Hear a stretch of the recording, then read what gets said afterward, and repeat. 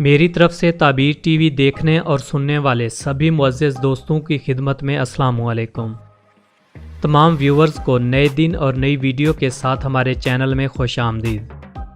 محترم ناظرین، آج ہم سیر کرنے والے ہیں دنیا کے قدیم ترین شہر اور ترکی کے سب سے بڑے اور خوبصورت شہر استنبول کی۔ استنبول کو تاریخ میں قسطنطنیہ کے نام سے بھی یاد کیا جاتا ہے۔ دنیا کا یہ واحد ایسا شہر ہے جس کے بارے میں ہمارے پیارے نبی حضرت محمد صلی اللہ علیہ وآلہ وسلم نے ارشاد فرمایا تھا کہ جو شخص قسطنطنیہ کو فتح کرے گا میں اسے جنتی ہونے کی بشارت دیتا ہوں۔ آج میں آپ کو اس شہر کے دلچسپ حقائق اور تاریخی مقامات سے روشناس کرواؤں گا جن کے بارے میں آپ آج سے پہلے یقیناً ناواقف ہوں گے۔ مزید تفصیل میں جانے سے پہلے میں تمام نئے آنے والے دوستوں سے گزارش کروں گا کہ سب سے پہلے ہمارے چینل تعبیر ٹی وی کو سبسکرائب کر کے بیل بٹن کو پریس کر دیں تاکہ ہر نئی اپلوڈ کی جانے والی ویڈیو کا نوٹیفیکیشن آپ کو سب سے پہلے ملتا رہے۔ دوستو، استنبول دنیا کا ایک ایسا شہر ہے جو دو بر اعظموں پر واقع ہے۔ اس شہر کا 70% حصہ ایشیا اور 30% یورپ میں واقع ہے۔ استنبول بحر روم اور بحر احمر کے درمیان واقع ہے۔ یہ شہر مختلف چھوٹی بڑی پہاڑیوں پر تعمیر کیا گیا ہے اور ہر پہاڑی کی چوٹی پر ایک مسجد کی تعمیر کی گئی ہے۔ استنبول ترکی کا آبادی کے لحاظ سے سب سے بڑا شہر، دنیا کا 5واں بڑا شہر اور یورپ کا بھی سب سے بڑا شہر ہونے کی حیثیت رکھتا ہے۔ استنبول ترکی اور یورپ کا مرکزی اور تجارتی شہر ہے۔ 660 قبل مسیح میں اس شہر کی تعمیر کی گئی اور یہ شہر بزنطینی، رومن، لاطینی اور عثمانی سلطنت کا دارالخلافہ بھی رہا ہے۔ 1453 میں اس شہر کو فتح کر کے اسلام کا مرکز بنا دیا۔ 1923 تک یہ شہر عثمانی سلطنت کا دارالحکومت رہا اور اس کا نام قسطنطنیہ تھا، اور 1923 میں اس کا نام تبدیل کر کے استنبول رکھا گیا اور دارالحکومت کا درجہ انقرہ شہر کو دے دیا گیا۔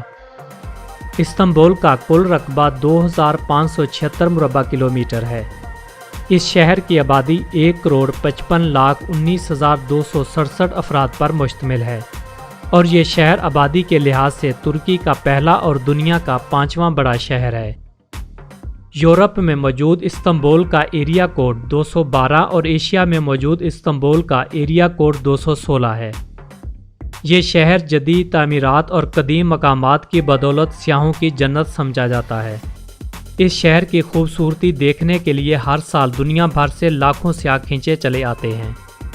استنبول کی اس خوبصورتی کے سب سے زیادہ دلدادہ لوگوں کی تعداد یورپین باشندوں کی ہے۔ یہ شہر یورپ سے جڑا ہونے کی وجہ سے اس میں یورپی رنگ زیادہ نظر آتا ہے۔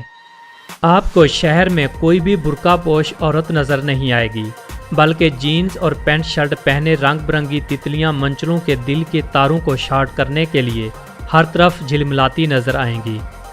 استنبول کا بلند ترین مقام سطح سمندر سے 945 فٹ بلند ہے۔ استنبول 2 مرتبہ دنیا کے بدترین زلزلوں کا سامنا بھی کر چکا ہے۔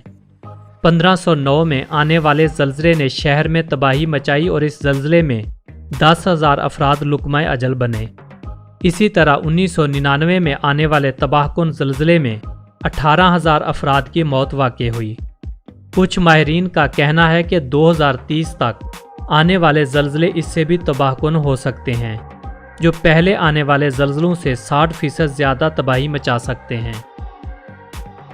استنبول کی 89% آبادی شہری حدود میں مقیم ہے، جن میں 64.9% یورپی باشندے اور 35.1% ایشیائی لوگ شامل ہیں۔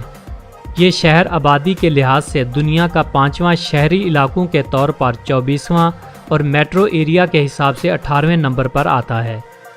ترکی میں استنبول آبادی میں سالانہ شرح کے حساب سے پہلے نمبر پر ہے، جبکہ دوسرے اور تیسرے نمبر پر الجیر اور انقرہ ہیں۔ نسلی اعتبار سے اس شہر میں کرد، آرمینی، یونانی، اسپینی اور کئی دیگر ممالک سے ہجرت کر کے آئے ہوئے لوگ رہائش رکھے ہوئے ہیں۔ استنبول میں سب سے زیادہ تعداد سنی مسلمانوں کی ہے، جبکہ دیگر مذاہب میں عیسائی اور یہودی بھی شامل ہیں۔ استنبول تجارتی اور کاروباری مرکز ہونے کی وجہ سے ملکی ترقی میں اہم کردار ادا کرتا ہے۔ اس کی اہم پیداوار میں زیتون کا تیل، تمباکو، گاڑیاں اور الیکٹرانکس کی مختلف اشیاء شامل ہیں۔ استنبول کی سیاحت بھی ملکی ترقی میں اہم جز سمجھی جاتی ہے۔ ہر سال لاکھوں سیاحوں کی آمد ملکی ترقی میں مثبت کردار ادا کرتی ہے۔ اس شہر میں کم و بیش 17 تاریخی محل، 64 مساجد اور 49 گرجا گھر شامل ہیں۔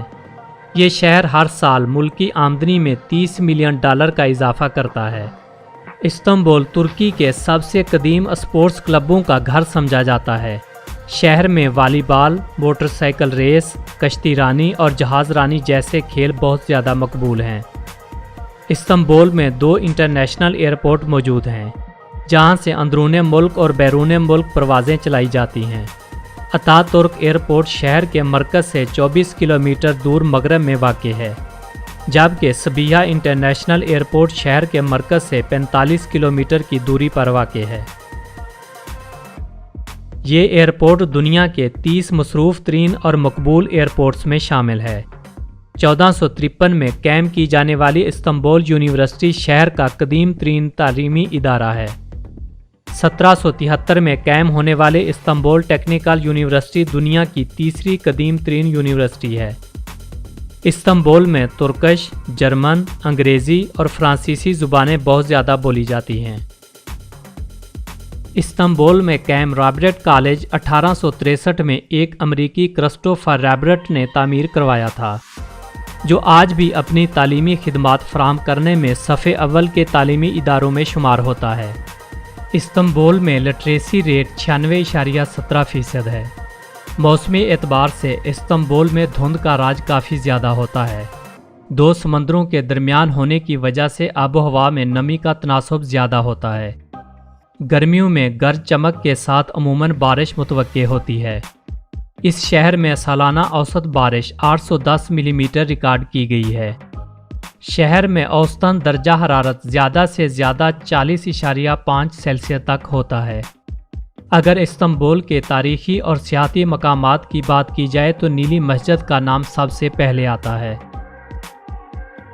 اس مسجد کا نام سلطان احمد ہے اور اسے نیلی مسجد بھی کہا جاتا ہے۔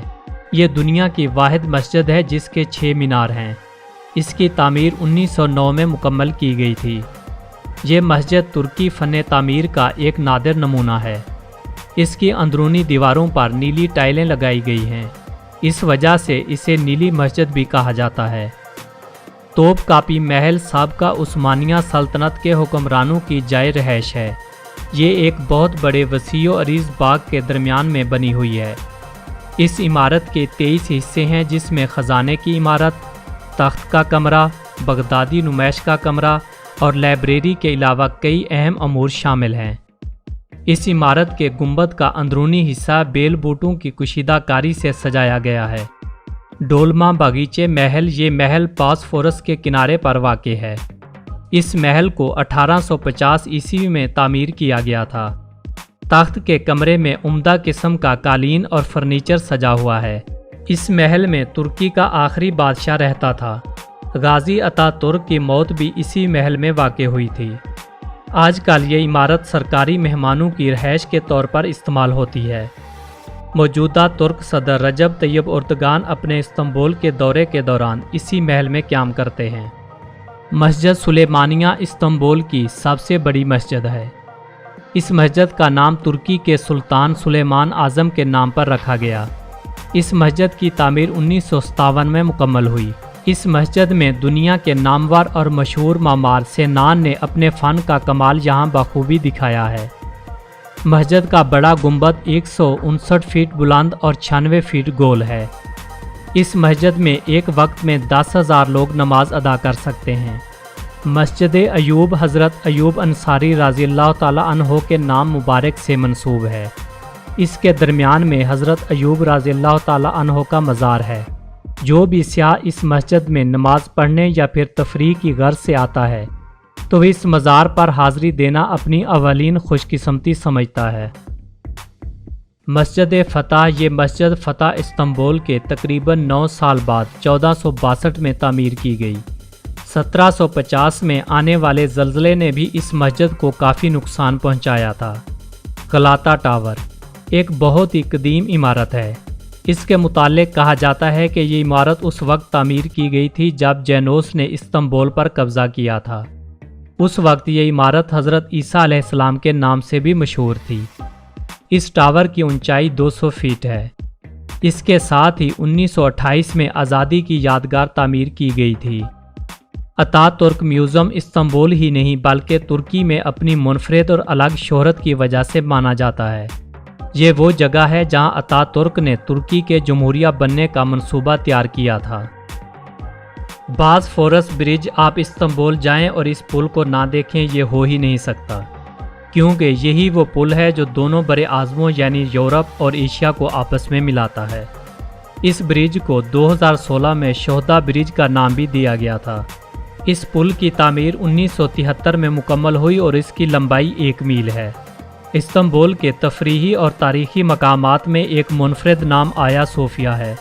आया सोफिया वो मकाम है जो 1000 साल तक दुनिया का सबसे बड़ा गिरजाघर रहा है और 1453 में कुस्तुनतुनिया फतह करने के बाद उस्मानी तुर्कों ने इसे मस्जिद में तब्दील कर दिया और 1935 में कमाल अतातुर्क ने इसे अजायब घर बना दिया। ये दुनिया की कदीम तरीन इमारतों में से एक है। इस इमारत का शुमार भी दुनिया के आलमी सकाफती विरसा में होता है। ग्रैंड बाज़ार दुनिया का सबसे बड़ा बाज़ार है जो तकरीबन 3000 मुरब्बा फीट में वाक़ है। इस बाज़ार में कमो बेश 5000 दुकानें हैं, जिनमें 50% ऐसी दुकानें हैं जो 5वीं सदी ईस्वी में बनाई गई थी। इस बाज़ार में रोज़ाना 3 लाख लोग आते हैं और आपको यहाँ पर शॉपिंग करने के लिए तुर्की के अलावा यूरोपियन ममालिक की चीज़ें भी खरीदने को मिल सकती हैं। इस बाज़ार को देखने के लिए आपको एक दिन पूरा इसी बाज़ार में गुजारना पड़ेगा। इन मकामात के अलावा भी इस्तांबुल में बहुत से पार्क्स, गिरजाघर और महल मौजूद हैं जो सैर व सियाहत के शौकीन लोगों को अपनी तरफ मुतवज्जे करते हैं। अगर ज़िंदगी में कभी आपका तुर्की जाना हुआ तो इस्तांबुल शहर की सैर ज़रूर कीजिएगा, क्योंकि इंसानों और कुदरत के बनाए हुए शाहकार और दिल फरेब मकामात आपके मुंतज़िर रहते हैं। दोस्तों, ये थे इस्तांबुल के बारे में एक खूबसूरत और दिलचस्प हक़ाइक़ पर मबनी वीडियो जो यकीनन आपको पसंद आई होगी। वीडियो को व्हाट्सएप और फेसबुक पर अपने दोस्तों के साथ शेयर ज़रूर किया करें ताकि वो भी सैर व सियाहत की इस दुनिया में हमारे साथ जुड़े रहें। वीडियो को लाइक करके कमेंट सेक्शन में अपनी कीमती आरा का इजहार ज़रूर कीजिएगा। मेरी और आपकी मुलाकात होगी अगली वीडियो में। तब तक के लिए अपने दोस्त फ़ारूक अदील को दें इजाज़त। अल्लाह हम सब का हामी व नासिर हो।